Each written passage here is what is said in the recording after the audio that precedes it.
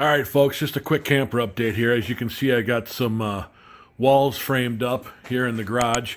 Of course, they don't go onto the trailer until the trailer goes outside. Otherwise, it won't fit underneath the garage door.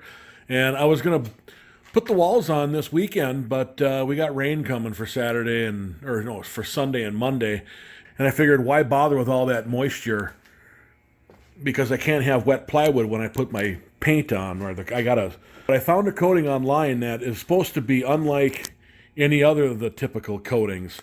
You know, I was gonna coat this thing in like an elastomeric paint or an elastomeric roof coating, and every one of them says that you cannot stick it directly to wood. It's meant to go over like a metal roof or a rolled rubber roof or an existing RV roof. It's not meant to go right on raw wood. Well, and then also, you know, the coverage is pretty poor. I mean, you buy a whole bucket of this stuff and it barely covers. And just like the silicone, what's it called? Like you get the silicone flex seal. You buy a gallon of that for $100 and it covers 70 feet. Now that stuff says it can go right on wood, but I've seen good results and I've seen poor results with the flex seal. So and it's expensive. And the stuff I got, you buy 1 gallon of it and it covers 250 square feet, and that's with 2 coats.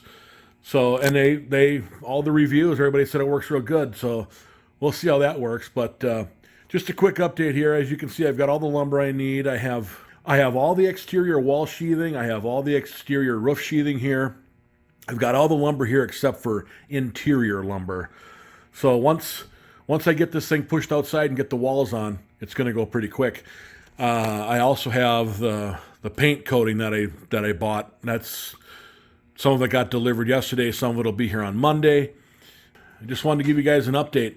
And just to let you know, obviously, as you can see here, I'm going with 2x4 framing.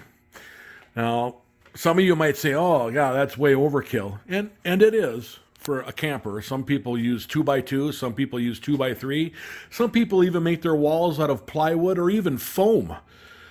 But the problem is I'm a large person, and I don't want to have to trip and fall inside my camper and like fly through a foam wall. I mean, this is going to be built heavy duty to withstand myself and the test of time. I don't want anything flimsy and light duty. I'm not making fun of those campers that are made light duty. They all look fantastic.